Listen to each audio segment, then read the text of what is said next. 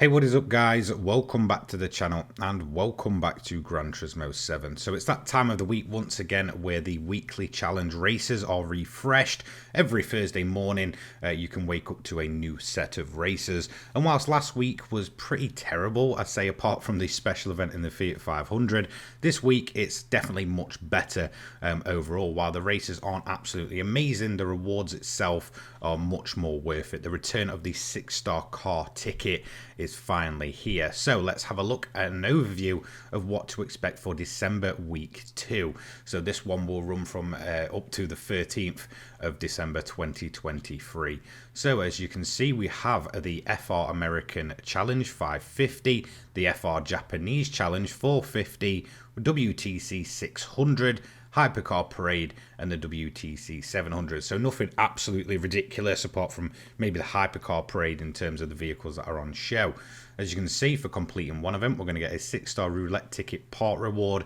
Completing 3 is going to give us 200,000 credits, and completing all 5 is going to give us that lovely 6-star roulette ticket car reward, which is one of the newer tickets added to the game, obviously to coexist with the weekly challenges. So overall, not a bad bunch of events. I'd certainly say the first two, once again, are very, very typically easy. The middle one there, I actually would say is the hardest of the bunch, mainly because of the AI being very, very powerful in the WTC 600. So again, you know, on the harder difficulties, a standard car isn't going to cut it. Hypercar Parade is rather quite easy to just kind of, I guess, overdo it, and the WTC 700 is a rather easy event at the Red Bull Ring. So let's dive into it with event number 1, which is going to be the American FR Challenge 550 over at Willow Springs International Raceway, Big Willow layout. So obviously the event that you're seeing here is obviously catered towards FR layout vehicles of American brand dealers, and obviously the target PP range is going to be 550. However, it does seem like that's a bit, I guess overselling it in a weird way. Most of these cars really don't seem like they're putting out anywhere near 550 performance points, to be totally honest. They are very, very easy to beat. I've got an absolutely standard unchanged Cobra here, and I'm going to be quite easily able to work my way through the entire grid inside of one lap.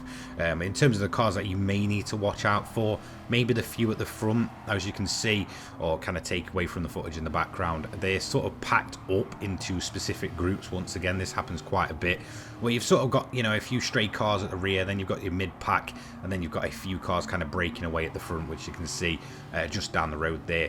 So, you know, I think in terms of cars that may give you an issue, possibly on the higher difficulties, I'm always running these on the hard difficulty. The ones to really watch out for are the likes of the Super B and the Viper. Now, most of the time the Viper kind of got caught up behind the Super B, so it couldn't really necessarily get through and sort of break away, but that would definitely be the car of the lot really to watch out for. Definitely the highest in terms of its performance point rating.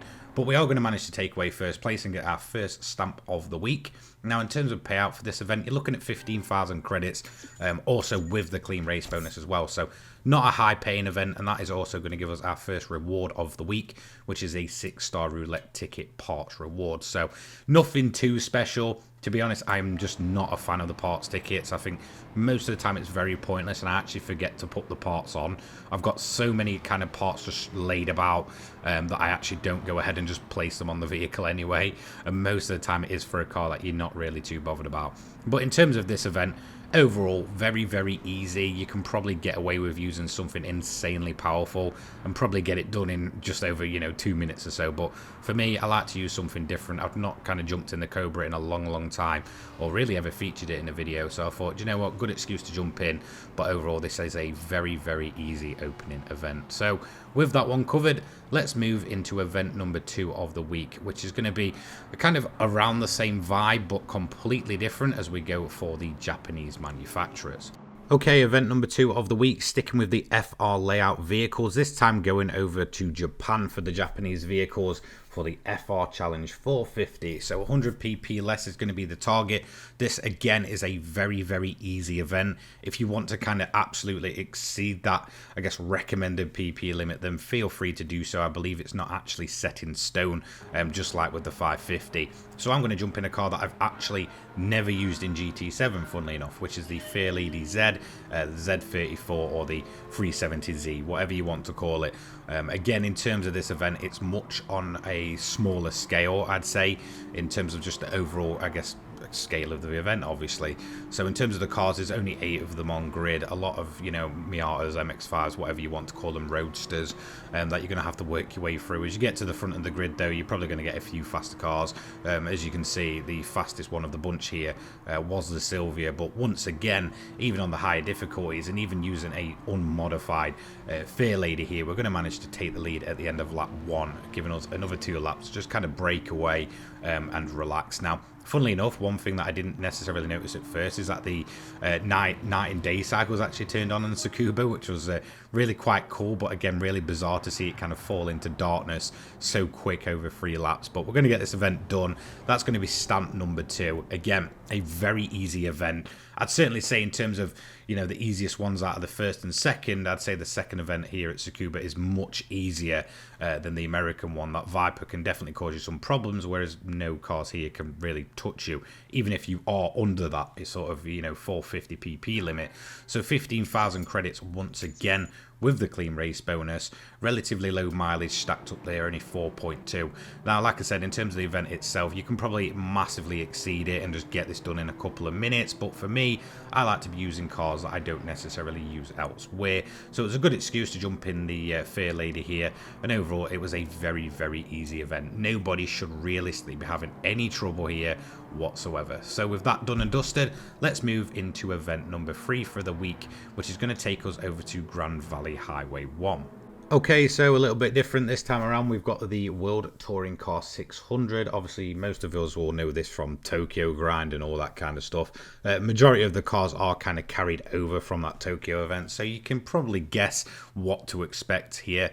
Definitely, I would say this is the hardest one of the bunch, mainly because the AI is so spread out and seems to start way ahead of you. If you haven't got a necessarily decent 600 PP build, then there is a chance that you may struggle here.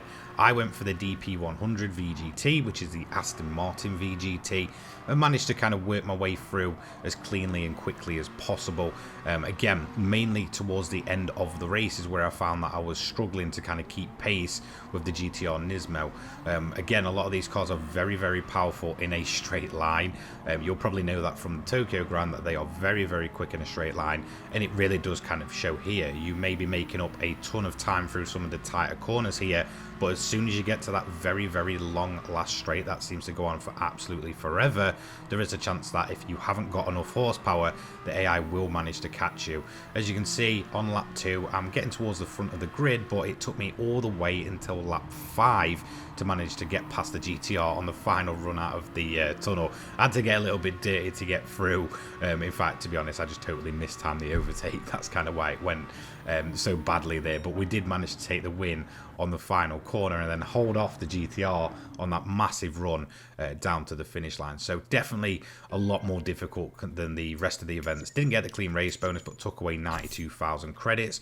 Got my daily marathon reward, which was a nice little 5-star ticket. Didn't really get anything on that, but that is going to give us stamp number 3 and our second reward of the week, which is 200,000 credits this week, a relatively standard reward.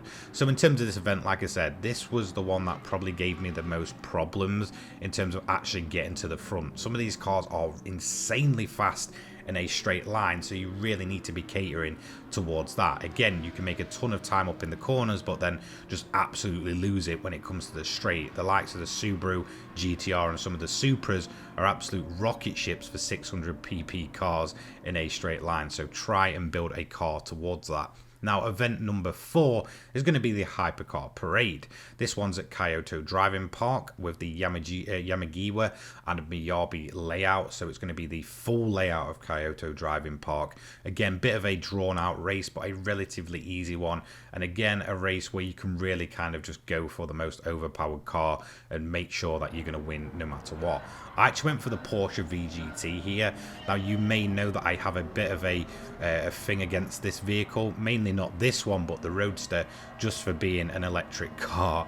It really did kind of give a bad taste in my mouth when the Roadster came out as a DLC VGT, and it was just absolutely terrible. I really do hate that car. It's my least favorite car in the entirety of GT7, so I just went for the original version, which is the hardtop one you've seen here. It was fairly a cool car to use, definitely overpowered in terms of taking on the AI, but I did want to use something again a little bit different from the norm. So in terms of the vehicles you're up against typical hypercars, obviously 918s, Enzos, McLarens, Porsches. You'll see pretty much everything in terms of the high class cars of GT7 here.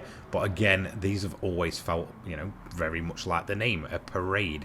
So none of the AI is particularly difficult. They're just very spread out. But because we're on a relatively long, I guess, track overall, you will be chasing these down with inside a couple of laps at tops, really. It is really easy to get ahead of them.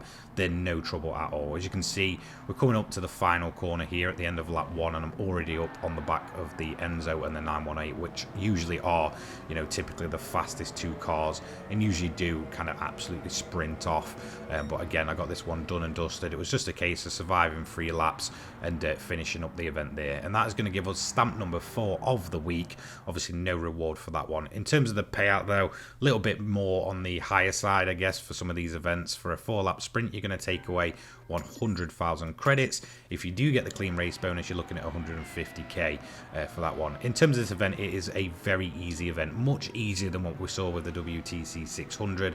No idea why they aren't kind of swapped around. You won't get any real issues from the AI, and again, because there is no PP limit, you can perhaps go into something absolutely ridiculous and just stomp the rest of the AI. You shouldn't really have to worry about them at all. So overall, a very easy event, should cause the players no trouble at all. So with event number 4 done and dusted, it is time to head over to the longest event of the week. Event number 5, this one is going to give us the 6-star roulette ticket reward. So we're going to head over there. It's going to be the WTC 700 at the Red Bull Ring. Again, a relatively easy version of the WTC 700 Championship. So let's go into the overview and have a look what to expect. So Red Bull Ring, World Touring Car 700, obviously 700 PP limited, typical completion conditions at 3rd place. I would say though, in terms of the WTC 700 events, this is certainly one of the easier ones of the bunch. Again, it is very much dynamic weather, so it may or may not rain. I actually didn't get any until the final couple of laps, and even then it wasn't wet enough to actually, I guess, upset the track conditions. I could quite easily stay out on my dries. Now, I actually went for a road car this time around in perhaps my favourite 700 PP build that I've ever done, which is the Lancer Evolution 3. Now, I recommend just putting it in fuel mix 6 and just cruising for as long as possible, and as soon as you get around to about lap 1 or 2, or at the end of lap 1 onto lap 2 should I say, begin just monitoring the weather radar. As you can see, I had bits of rain just appearing on the radar itself, but again, those quite quickly moved away, and I was able to just kind of, you know, push on without having to worry about the weather. I eventually took the lead going on to lap 6, at which point I then went into fuel consumption mode, fuel conservation mode, to save as much fuel as possible. So 0.1 laps left, dive into the pits at the end of lap 6, and then I'm just good to take basically the rest of the fuel for the race. So I'm not actually going to bother with tyres, mainly because I was sort of monitoring them, and the tyre weight at Red Bull Ring itself is just actually never high at all. So you know, as long as you've got a car that is relatively safe and quite good on its tyres, you really shouldn't have to worry about changing them at all. It's mainly just going to be the fuel that's going to take effect. The only time I would say that you may need to change your tyres is if that rain comes maybe at the midpoint, and you know it's going to kind of upset the car if the rain's kind of sat about for a longer period of time. Like I said, I didn't necessarily get it until the final, I believe, lap, or maybe final 2 laps where I actually got a bit. I took full fuel and that was it. It was literally good to go at this point. Now I'm actually going to change my strategy up. Obviously I'm on lap 7 at this point, so I'm going to switch the car to fuel mix free just to kind of get around to the end, and that'll give me plenty enough fuel and plenty enough power to just work my way through the grid. Now there we go. Moving on to the end of lap 7 now. This is where I'm then going to, obviously I've already worked my way past the Supra, going to make up the rest of them positions as we got the undercut, and then eventually, although I pulled out a 30-second gap, did manage to run out of fuel on the final corner, so had to cruise across the finish line. Again, little bit of rain towards the end. It is fairly dynamic, I believe. I don't think it's set in stone, should I say, and that is going to give us our final stamp of the week, 115,000 credits without the clean race bonus, and that final 6-star roulette ticket car reward, thankfully. Now, in terms of this event itself, though, I would definitely say, like I said, this is one of the easier WTC 700s. It's just a case of monitoring the weather, just keep going as long as you can, conserve your fuel, and just ensure that you can push the car all the way to the end. Again, try not to be stupid like me and absolutely blow through your fuel on the final lap by turning it up to 1, thinking that you're, funny, and you can just absolutely just get away with it, because there is a possibility if you don't push out a gap and you run out of fuel, you're going to end up losing that race overall. So yeah, still not a difficult event overall. Again, I just think that overall these are a fairly easy group of events this week. So let's go into our first roulette ticket reward and let's see what we get from it. This is the 6-star part ticket reward. I'm, again, just not a fan of these, to be honest. Most of the time I will get a part for a car that I'm really not too bothered about. And as you can see here, I'm going to end up with the bought up S for the BAC Mono from 2016 worth 36,000 credits. Not like we can sell them anyway. Then we're going to add the 200,000 credits to our account, and then we're going to head over to the 6-star roulette ticket car reward, which has actually proven to be one of the better tickets that they've ever introduced to the game. It's just a shame it only seems to appear maybe once a month. So last time around we got the Super Formula from 2019, I believe, and this time around we're going to end up kind of in the same vein but with something a little bit more extreme, the Gran Turismo Red Bull X 2014 Standard. I believe this retails around about 3 million credits, so really not too bad for the sake of under an hour of actually racing this week. So there we go, that is the weekly events once again. Thank you so much for joining me for this, I guess, new weekly series. I will be covering them until GT7 just kind of fizzles out and dies off, or they take them out of the game or something like that. So again, much better in terms of the reward this week. I would say just the car alone, even if you do get a duplicate, is going to be worth a fair amount that you can just go ahead and just sell off and make a decent amount of credits on. Thanks so much for watching. I'll see you in the next one. Take care, guys. Peace.